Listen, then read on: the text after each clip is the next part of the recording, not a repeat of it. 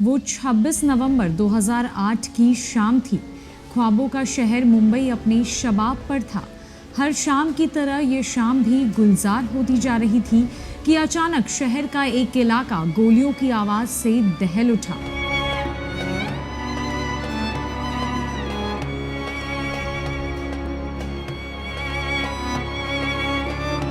आज मुंबई हमले की 13वीं बरसी है।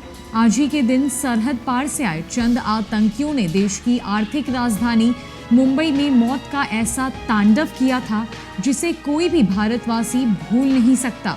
26 नवंबर 2008 वो दिन था जब पूरा देश मुंबई में हुए आतंकी हमले से सहम गया था।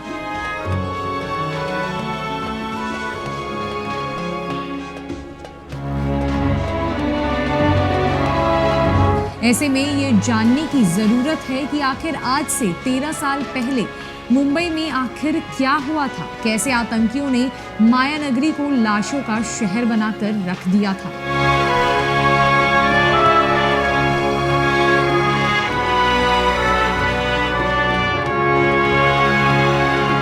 वो 26 नवंबर 2008 की शाम थी। ख्वाबों का शहर मुंबई अपने शबाब पर था। हर शाम की तरह यह शाम भी गुलजार होती जा रही थी कि अचानक शहर का एक इलाका गोलियों की आवाज से दहल उठा। किसी को अंदाजा भी नहीं था कि ये गोलियां सरहद पार से आए आतंकी चला रहे थे। दरअसल मुंबई हमले की शुरुआत लियोपोल्ड कैफे और छत्रपति शिवाजी टर्मिनल से हुई थी। पहल तो किसी को भी यह अंदाजा नहीं था कि यह हमला इतना बड़ा हो सकता है, लेकिन धीरे धीरे मुंबई के और इलाकों से धमाकों और गोलीबारी की खबरें आने लगी थी। आधी रात होते होते मुंबई शहर की फिजाओं में आतंक का असर नजर आने लगा था। आतंक का तांडव मुंबई के सबसे व्यस्ततम railway station Chhatrapati Shivaji terminal पर शुरू हुआ था। यहाँ मौजूद किसी यात्री को इस बात का अंदाजा नहीं था कि स्टेशन पर आतंक का खूनी खेल होने वाला है। वहाँ बड़ी संख्या में यात्री मौजूद थे। 2 आतंकियों ने वहां पहुंचकर अंधाधुंध फायरिंग की थी और हैंड ग्रेनेड भी फेंके थे, जिसकी वजह से 58 बेगुनाह यात्रियों को मौत की आगोश में समाना पड़ा, जबकि कई लोग गोली लगने और भगदड़ में गिर जाने की वजह से घायल हो गए थे। इस हमले को अजमल आमिर कसाब और इस्माइल खान नामक आतंकियों ने अंजाम दिया था। छत्रपति शिवाजी टर्मिनल स्टेशन के अलावा आतंकियों ने ताज होटल ओबरॉय, लियोपोल्ड कैफे, कामा अस्पताल और दक्षिण मुंबई के कई स्थानों पर हमले शुरू कर दिए थे। आधी रात होते होते मुंबई के कई इलाकों में हमले होने लगे थे। शहर में 4 जगहों पर मुठभेड़ चल रही थी। पुलिस के अलावा अर्धसैनिक बल भी मैदान में डटे हुए थे। एक साथ इतनी जगहों पर हमले ने सबको चौंका दिया था। इसकी वजह से आतंकियों की संख्या की अंदाजा लगाना मुश्किल हो रहा था। 26 नवंबर की रात में ही आतंकियों ने अपना रुख पूरी तरह से ताज होटल की तरफ कर दिया था। यहाँ आतंकियों ने कई मेहमानों को बंधक बना लिया था, जिसमें 7 विदेशी नागरिक भी शामिल थे। ताज होटल के हेरिटेज विंग में आग लगा दी गई थी। 27 नवंबर की सुबह एनएसजी के कमांडो आतंकवादियों का सामना करने पहुंच चुके थे। सबसे पहले होटल ओबरॉय में बंधकों को मुक्त कराकर ऑपरेशन 28 नवंबर की दोपहर को खत्म हुआ था और उसी दिन शाम तक नरिमन हाउस में आतंकवादी भी मारे गए थे। लेकिन होटल ताज के ऑपरेशन को अंजाम तक पहुंचाने में 29 नवंबर की सुबह तक का वक्त लग गया था।